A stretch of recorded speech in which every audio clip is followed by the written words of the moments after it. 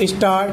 दिनांक 22 नवंबर 1989 को थाना मठौंद, जिला बांदा में दिए गए परिवादी शब्बीर की लिखित सूचना पर अपीलार्थी गुलाब और एक अन्य इदरीस के विरुद्ध भारतीय दंड संहिता की धारा 302-34 के अंतर्गत अपराध मामला संख्या 78 वर्ष 1989 दर्ज किया गया।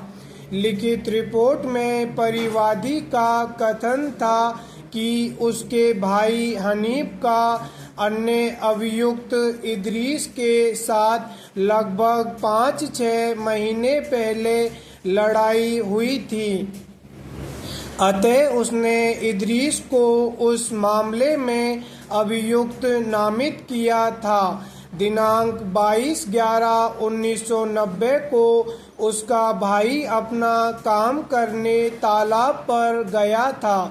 परिवादी लगभग 5 बजे सायं तालाब की ओर उसे बुलाने गया था, क्योंकि हनीफ की लड़की बीमार थी। उसी समय अपीलार्थी हाथ में लाठी लेकर तथा इदरीस 315 बोर की देसी पिस्तौल लेकर ईदगाह के बगल से वहां पहुंचे। उसी समय अपीलार्थी गुलाब ने इदरीस को उत्प्रेरित करते हुए कहा कि दुश्मन मिल गया है। यह सुनते ही इदरीस ने उसके भाई हनीफ के सीने में उक्त पिस्तौल से गोली मार दी। हनीफ वहीं गिर पड़ा और तत्काल उसकी मृत्यु हो गई। उसके बाद दोनों अभियुक्त वहां से भाग गए। घटनास्थल से पुलिस स्टेशन लगभग 11 किलोमीटर दूर था, इसलिए सूचना विलंब से देने की बात कही गई।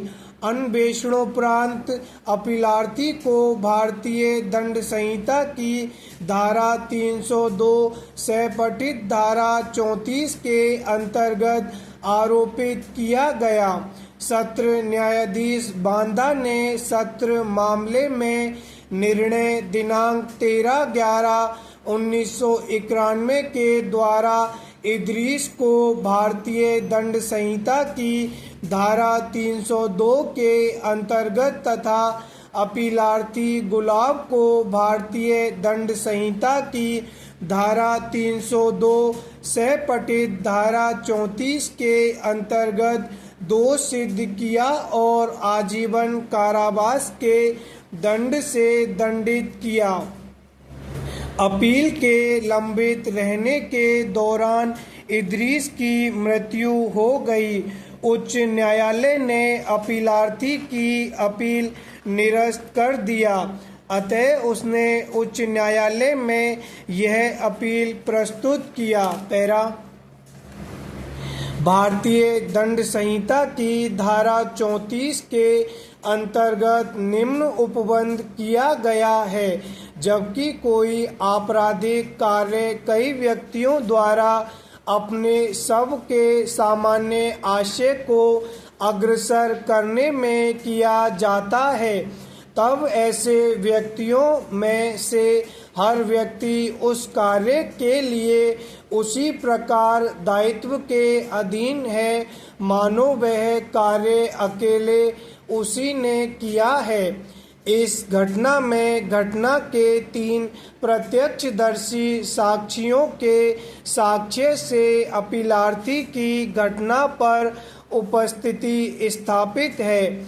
अभिलेख पर मौजूद साक्ष्य स्पष्ट रूप से एक सामान्य आशय को स्थापित करते हैं, जिसके अनुसरण में अपीलार्थी ने इदरीस को मृतक की हत्या करने के लिए उकसाया।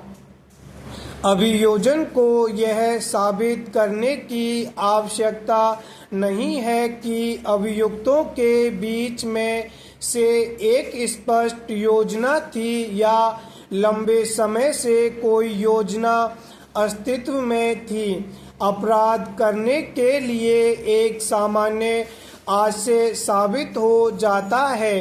यदि अभियुक्तों ने अपने शब्दों के द्वारा या कृत्यों के द्वारा अपराध को कारित करने में शामिल होने के लिए अपनी सहमति देते हैं। यहाँ अपीलार्थी लाठी के साथ इदरीस जो पिस्टल रखा था को साथ लेकर घटना स्थल पर पहुंचा। अपीलार्थी का इदरीस को उकसाना अपराध के घटित होने के लिए प्रामाणिक है, क्योंकि इसी के बाद उसने उत्प्रेरक कथन किया कि दुश्मन मिल गया है और इदरीस ने प्राणघातक गोली चला दी। अपीलार्थी की भूमिका घटना स्थल पर उसकी उपस्थिति और उकसाने की प्रवृत्ति सभी तीन प्रत्यक्षदर्शी साक्षियों के साक्ष्यों से भी स्थापित है। स्टॉप।